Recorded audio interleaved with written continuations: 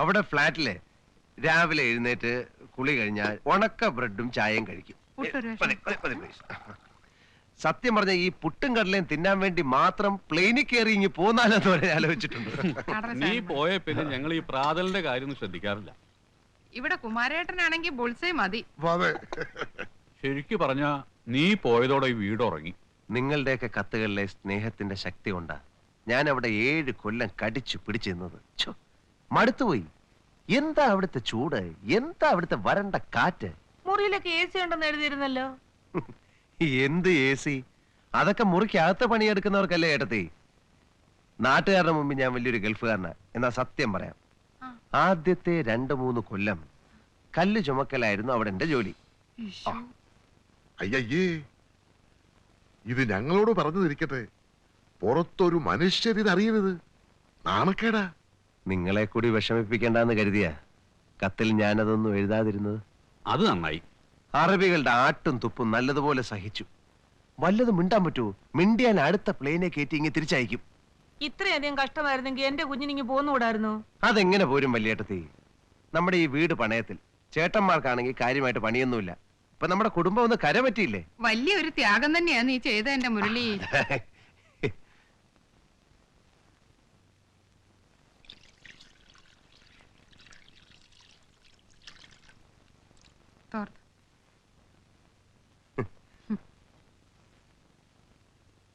അതുകൊണ്ട് ഇനിയുള്ള കാലം ഇവിടെ തന്നെ കഴിയാമെന്നാ ഞാൻ വിചാരിക്കുന്നത്.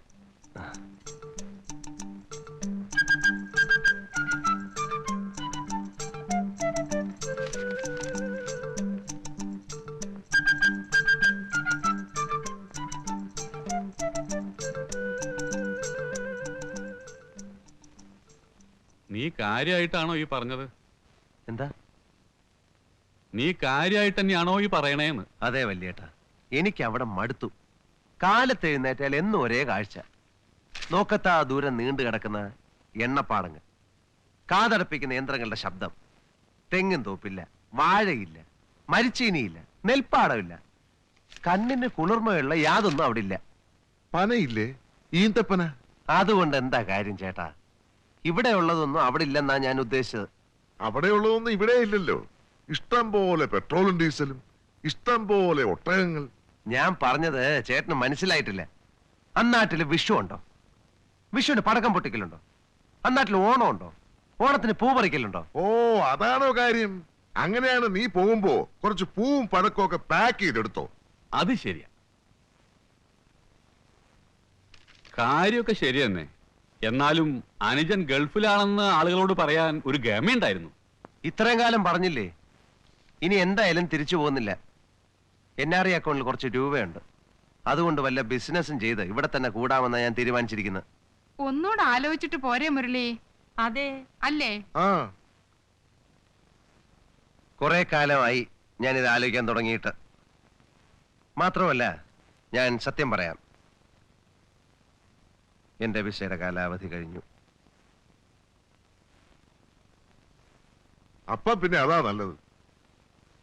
മുരളി, മുരളി, ഒരു കാര്യം പറയട്ടെ, വാ.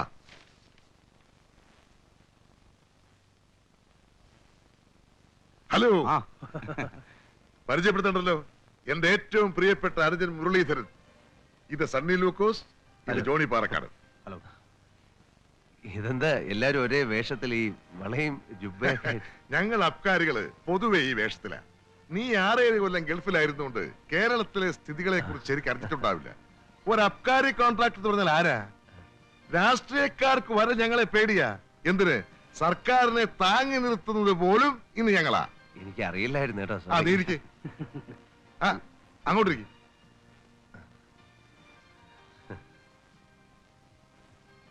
വീട്ടിലാകുമ്പോ എല്ലാം തുറന്ന് സംസാരിക്കാൻ പറ്റില്ല. നിനക്ക് ഒരു കല്യാണമൊക്കെ കഴിക്കണ്ടേ? നല്ലൊരു അബ്കാരി കുടുംബത്തിൽ നിന്ന് നീ ഒരു പെണ്ണ് കെട്ടണം. പിന്നെ അടുത്ത ആഴ്ച അബ്കാരി ലേലമാണ്. പുതിയ ചില റേഞ്ചുകൾ നമുക്ക് പിടിക്കണം. അന്തസ്സുള്ള എന്തെങ്കിലും ബിസിനസ്സിലെ എന്റെ അനയം ചെന്ന് ചാടാവൂ എന്നെനിക്ക് നിർബന്ധമുള്ളതുകൊണ്ട് ഞാൻ പറയുക. നിന്റെ NRI അക്കൗണ്ടിലുള്ള പണം കൊണ്ട് ചെയ്യാവുന്ന ഏറ്റവും ലാഭമുള്ളതും അന്തസ്സുള്ളതുമായ ഏക ബിസിനസ് അബ്കാരി ബിസിനസ്സാണ്. എനിക്ക് അതിനെപ്പറ്റി വലിയ ഒന്നും അറിയില്ലല്ലേ, അതിനല്ലേ ഞങ്ങളൊക്കെ ഇവിടെ ഉള്ളത്. നീ ഒന്നും അറിയണ്ട, കണക്ക് നോക്കുക, ലാഭം വാങ്ങി പോക്കറ്റ് ഇടുക. അത് ചെയ്യാൻ ബുദ്ധിമുട്ടൊന്നുമില്ലല്ലോ. അതിന് ബുദ്ധിമുട്ടൊന്നുമില്ല. എന്നാലിനി മറ്റൊന്നും ആലോചിക്കാനില്ല. അതെ. പക്ഷേ ഒരു കാര്യം, സംഗതികൾ പുരോഗമിക്കുന്നവരെ ഈ വിവരം പുറത്ത് ആരോടും പറയണ്ട. മുരളി, മുരളി, ആര്? ഹംസയാ? ഞാൻ മുരളിനെ അന്വേഷിച്ച് പുറത്തു പോയി തറഞ്ഞു. ഞാൻ ഈ സൈക്കിൾ എടുത്ത് കറങ്ങാത്ത ലോകല്ല. ക്ലബ്ബിൽ പോയി, വായനശാലയിൽ പോയി. ഇന്നലെ രാത്രി വന്നില്ലേ? ആ, ലേറ്റ് ആയി പോയി. നമ്മളമ്മ എത്ര ആളായിട്ടോ കണ്ടിട്ട്. താനങ്ങ് വയസ്സായല്ലോ. ആരാമത്തെ അല്ലസ്റ്റ പിന്നെ പോലീസ് പിടിച്ച കാര്യമൊക്കെ പപ്പം പറഞ്ഞു കേട്ടോ. വന്ന് ഇറങ്ങണതിന് മുമ്പ് കാച്ചോ കള്ള സുവർ. വ്യാജ ടിക്കറ്റ് ഏതോ കള്ളന്മാർ അടിച്ചിറക്കി. അത് നമ്മളെ കയ്യിൽ വന്ന് വിട്ട്. ഞാനാണ് കുറ്റക്കാരൻ. ബസ്സിലെ ക്ലീനർ പണി ഒഴിവാക്കി ജാസ്തി പൈസ ഇട്ടാൻ ഇറങ്ങിയതാ. എന്നിട്ടിപ്പോ? ഇപ്പൊ ഞാൻ ഫ്രീയാ, യാതൊരു പണിയുമില്ല. പായ അന്നെ അന്വേഷിച്ച് കൊച്ചിയിലും കോയമ്പത്തൂരും ഇനി പോകാൻ ഒരു സ്ഥലം ബാക്കിയില്ല. ഇന്റെ അള്ളോ, അവിടെ നിക്കണം, നിന്നെ ഞാൻ അന്വേഷിക്കാത്ത മുരളി, സ്ഥലമില്ല. നമുക്ക് പിന്നെ കാണാം. ഞാൻ വീട്ടിൽ പിന്നൊന്നും നീ വന്നിട്ട് കാണണ്ട. നിൽക്കാം. അവിടെ നിൽക്കാൻ. അവിടെ ചൂടായിട്ടൊരു ബിരിയാണി ആയിരുന്നു. ഇവിടെ വെള്ളം കൊടുക്ക. ആ മേശ തുറക്കണോ? മേശ കൊടുക്കണോ? എവിടെ നോക്കി നിൽക്കുക? ആ രണ്ടാമത്തെ മേശപ്പുറത്ത് 2 ചായയാണ് കേട്ടോ. ഇരിക്കണം സാറേ. ആ നീയായിരുന്നോ? ജോലി തിരക്കായ എനിക്ക് പിന്നെ കണ്ണ് കാണില്ല. കുമാരൻ എന്നെയും കൊണ്ട് എവിടേക്കാ പോയത്? ചെറിയേട്ടൻ വലിയ ആളായല്ലോ വലിയേട്ടാ. പാർട്ട്നേഴ്സ് ഒക്കെ മിട്ടുമിട്ടുക്കന്മാർ, ജുബേ സ്വർണ്ണ വളയൊക്കെ ഇട്ട്. ആ കാഴ്ചക്ക് കൊള്ളാം. ഞാനും അവരുടെ കൂടെ കൂടാമെന്ന് തീരുമാനിച്ചു. എന്ന് വെച്ചാൽ അബ്കാരി ബിസിനസ്സിൽ പാർട്ട്ണറാകാൻ തീരുമാനിച്ചോ? ആ, ചെറിയേട്ടനെല്ലാം നോക്കുമല്ലോ. എനിക്ക് റിസ്ക് ഇല്ല, പണം മാത്രം കൊടുത്താൽ മതി. സുഖം. നീ വന്നേ. ഏ? നീ വന്നേ പറയട്ടെ. ഞാൻ നിന്റെ വലിയേട്ടനാണെന്നുള്ള വല്ല ബോധം നിനക്കുണ്ടോ? എന്താ വലിയേട്ടാ? ഒരു ബിസിനസ് തുടങ്ങാൻ പോകുമ്പോ മൂത്ത ആളോടല്ലേ ആദ്യം അന്വേഷിക്കേണ്ടത്? അല്ല കുമാരേട്ടൻ. എന്ത് കുമാരേട്ടൻ? നിനക്ക് ദുബായി പോകാൻ വേണ്ടി ആ മൊയ്ത് ഹാജിയുടെ കയ്യും കാലും പിടിച്ച് 500 രൂപ ഞാൻ വാങ്ങി തന്നപ്പോ എവിടെയായിരുന്നു ഈ കുമാരേട്ടൻ? ദുബായി പോയത് ആ 500 രൂപ കൊണ്ടല്ല വലിയേട്ടാ. 500 കൊണ്ട് ബോംബെ വരെയാ പോയത്. ആ പോട്ടെ പോട്ടെ, കണക്കൊന്നും ഞാൻ പറയുന്നില്ല. നീ എന്താ കുമാരന്റെ കൂടെ കൂടാൻ തീരുമാനിച്ചത്? കള്ള് കച്ചവടം. കൊള്ളാം. എടാ, നമ്മുടെ കുടുംബത്തിന്റെ അന്തസ്സിന് ചേർന്നതാണോ ആ കള്ള് കച്ചവടം? എന്റെ വലിയേട്ടാ, ഇന്ന് മന്ത്രിസഭയെ പോലും താങ്ങി നിർത്തുന്നത് ഈ അബ്കാരികളാണ്. മണ്ണാങ്കട്ട കാര്യം. അവൻ എന്റെ അനിയൻ തന്നെ. പക്ഷേ അവനെ പറ്റി നിനക്കൊന്നും അറിയില്ല. തമിഴ്നാട്ടിൽ നിന്ന് സ്പിരിറ്റ് കിടത്തി പോലീസ് പിടിച്ചു. കേസിൽ നിന്ന് ഊരാൻ വേണ്ടി അവനെ എത്ര ചെലവാക്കിയെന്നറിയൂ? നിനക്ക് അറിഞ്ഞൂടാ, ഈ കുമാരൻ ഒരു കള്ളക്കടത്തുകാരനാ. അയ്യോ, അവന്റെ കൂടെ കൂടിയ നീയും നാളെ ഇരുമ്പഴിയുന്നു. ഞാനതിനൊന്നുമില്ല. ആ ജുബിട്ട് കിടക്കുന്ന കോമാളികളുടെ പണി എന്താ നിനക്കറിയോ? ഇല്ല. ഞാനായിട്ടൊന്നും പറയുന്നില്ല. അയ്യേ, എനിക്കൊന്നും അറിയില്ലായിരുന്നു. ഇപ്പറഞ്ഞില്ലേ? നമുക്കൊരു കാര്യം ചെയ്യാം. ഇതിന്റെ തൊട്ടടുത്തൊരു സ്ഥലമുണ്ട്.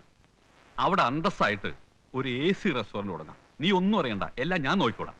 ലാഭം മാത്രം മാസാമാസം വന്ന് വാങ്ങിച്ചോണ്ട് പോയാൽ മതി. അതിന് ബുദ്ധിമുട്ടൊന്നുമില്ലല്ലോ. എന്റെ കയ്യില് ഉള്ളത് നീ തന്നാ മതി. എടാ, ഒരു AC റെസ്റ്റോറന്റിന്റെ മുതലാളി എന്ന് വെച്ചാ നാട്ടിൽ നല്ല അന്തസ്സാ. വലിയേട്ടനുള്ളപ്പോ എനിക്ക് എന്താ പേടിക്കാൻ? Okay, AC restaurant. ആ, നിനക്കെന്താ കഴിക്കാൻ വേണ്ട? അല്ലെങ്കിൽ വേണ്ട, വീട്ടിൽ ചെന്ന് രുക്കുവിനോട് പറഞ്ഞ് നിനക്ക് ആവശ്യമുള്ള വാങ്ങിച്ചു കഴിക്കേ. ആ പിന്നെ ചെറിയ അടുത്തായിട്ട് വലിയ അടുപ്പൊന്നും വേണ്ട. എന്തേ? അവളും കുമാരനെ പോലെ തന്നെ പോക്ക. ആഹാ, അമ്മാവനെപ്പോ വന്നു?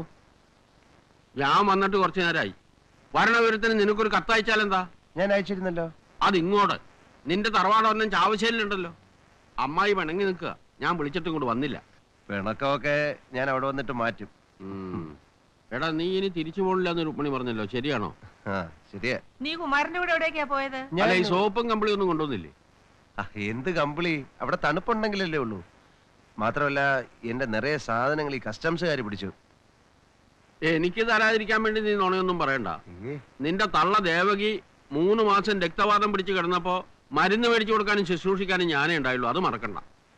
മുരളിയുടെ അമ്മ എന്ന് പറഞ്ഞ അമ്മാവിന്റെ സ്വന്തം സഹോദരിയല്ലേ? മാത്രമല്ല, അമ്മ കിടന്ന സർക്കാർ ആശുപത്രിയില്ല. അറിയാൻ പാടില്ലാത്ത കാര്യത്തെ കുറിച്ച് വിസ്തരിക്കണ്ട. ഡോക്ടർമാർക്കും കമ്പൗണ്ടർമാർക്കും എത്ര രൂപയാണ് ഞാൻ എണ്ണി കൊടുത്തതെന്ന് നിനക്കറിയാമോ? അതുപോട്ടെ, കുപ്പിയൊന്നും കൊണ്ടുവന്നില്ലേ? കുപ്പി എനിക്കല്ല, ആ തഹസിൽദാർക്ക് കൊടുക്കാൻ. അയാളെ കൊണ്ട് ഒരു കാര്യം സാധിക്കാനുണ്ട്. കുപ്പിയൊന്നും വാങ്ങിച്ചില്ല അമ്മാവ. പിന്നെ എന്ത് പിണ്ണാക്കാടോ താൻ 7 കൊല്ലം കൂടിയിട്ട് വന്നപ്പോ കൊണ്ടുവന്നത്? അല്ല മുരളി, മുരളിക്ക് മുരിങ്ങാലത്തോരൻ ഇഷ്ടമല്ലേ? അല്ല, ഇനിയിപ്പോ എന്താ പരിപാടി? പരിപാടി അങ്ങനെയൊന്നും തീരുമാനിച്ചിട്ടില്ല. എന്നാലും ചെറിയേട്ടൻ പറഞ്ഞ പോലെ അബ്കാരി തുടങ്ങാമെന്ന് വെച്ചു. ആ അപ്പോ വലിയേട്ടൻ പറഞ്ഞു അത് വേണ്ടാന്ന്. ഒരു AC റെസ്റ്റോറന്റ് തുടങ്ങാമെന്ന് വെച്ചു. അതേതായാലും വളരെ നന്നായി. വലിയേട്ടുള്ളപ്പോ പേടിക്കാനൊന്നും ഇല്ലല്ലോ. മുരിങ്ങാത്തോന്നെ എനിക്ക് ഇഷ്ടാട്ടോ. ആ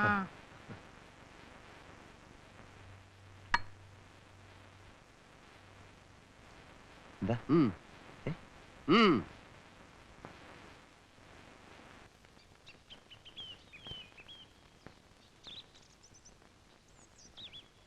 അച്ഛനില്ലാത്ത നിന്നോട് ആ സ്ഥാനത്ത് നിന്നുകൊണ്ട് സംസാരിക്കുകയാണെന്ന് വിചാരിച്ചാ മതി. എന്താ അമ്മാവ? നീ ഇപ്പൊ ഗൾഫിൽ പോയിട്ട് എത്ര കാലായി? 7 കൊല്ലം ആയല്ലോ. ആ. ഇതിനിടയില് നിന്റെ ചേട്ടന്മാർക്ക് ഒരുപാട് കാശ് നീ അയച്ചു കൊടുത്തിട്ടുണ്ടാവും. അത് ഉണ്ടോ ഇല്ലയോ? ഉണ്ട്. ആ രൂപയിൽ നിന്ന് 1 രൂപയെങ്കിലും മുടക്കി ഇവരിൽ ആരെങ്കിലും നിന്റെ പേരിൽ എന്തെങ്കിലും ഒരു സാധനം മേടിച്ചിട്ടുണ്ടോ? ഞങ്ങളെ എല്ലാം ഒന്നല്ലേ അമ്മാവ? അല്ല, നിങ്ങൾ 3 പേരാ. കിട്ടിയതൊക്കെ അവന്മാര് സ്വന്തം തടി വീർപ്പിക്കാനല്ലേ ഉപയോഗിച്ചത്. മൂത്ത കള്ളന്റെ കൂടെ ചേർന്ന് നീ ഹോട്ടലിൽ തുടങ്ങാൻ പോയാൽ അവൻ നിന്നെ മുക്കും. എന്റെ വിശാലത്തിന്റെ കല്യാണത്തിന് 10 പവൻ സ്വർണത്തിന്റെ പണം അയച്ചു തന്നവനാ നീ. എന്റെ മോന് വിസ ഒപ്പിച്ചു കൊടുത്തവനാ നീ. ആ സ്നേഹവും നന്ദിയും എനിക്ക് നിന്നോടുണ്ട്. അതുകൊണ്ടാ പറയുന്നത്, നീ ഒരു പാവാ. അവന്മാര് നിന്നെ വിഴുങ്ങും. ഞാനത് വലിയേട്ടനോട്. ഇനി അവന്മാര് വിഴുങ്ങിയില്ല എന്ന് തന്നെ ഇരിക്കട്ടെ. ഈ ബിസിനസ് എന്ന് പറയുന്നതിന്റെ കുഴപ്പം എവിടെയെന്ന് അറിയാമോ? ചിലപ്പോ ഭീമമായ നഷ്ടം സംഭവിക്കും. ഒരു നഷ്ടവും വരാനിടയില്ലാത്ത ഒരു കാര്യം ഞാൻ നിന്നോട് പറയട്ടെ. പറയൂ. കയ്യിലുള്ള കാശ് കൊടുത്ത് ഒരു തെങ്ങും പറമ്പ് വാങ്ങിയിടുക. സ്ഥലത്തിനൊക്കെ മിനിറ്റ് വെച്ചല്ലേ വില കൂടുന്നത്. 1 കൊല്ലം കഴിഞ്ഞാൽ ഇരട്ടി വിലയ്ക്ക് വിൽക്കാം. ചാവശ്ശേരില് നല്ല 1-ാം തരം തെങ്ങും പറമ്പുണ്ട്. നീ അങ്ങോട്ട് വരണമെന്നേ ഇല്ല, ഞാനുണ്ടല്ലോ അവിടെ. എന്താ, നിനക്ക് എന്നെ വിശ്വാസമില്ലേ? അതുകൊണ്ടല്ല. മാസാമാസം തേങ്ങ വിറ്റ് പണം ഞാനിങ്ങോട്ട് എത്തിച്ചോളാം. അത് മേടിച്ച് കീസയിൽ വെക്കാൻ ബുദ്ധിമുട്ടുണ്ടാവില്ലല്ലോ. ശരിയാ, തെങ്ങുകളുടെ കാര്യത്തിൽ അമ്മാവനൊരു എക്സ്പേർട്ട് ആണെന്ന് വലിയേട്ടൻ തന്നെ ഉണ്ടല്ലോ. പറയാറുണ്ടല്ലോ. അപ്പൊ ഞാൻ പറമ്പ് നോക്കട്ടെ. അതാ നല്ലതല്ലേ? ഇനിയിപ്പോ ഇതിൽ ഇത്ര സംശയിക്കാൻ എന്താ ഉള്ളേ? നീ വാ, കുപ്പിയില്ലെങ്കിൽ വേണ്ട, വല്ല സാരിയോ പെണ്ണിനോ വല്ലതും തന്നാ മതി. എനിക്ക് പോയിട്ട് തീർത്തിട്ടുണ്ട്, വേഗം വാ.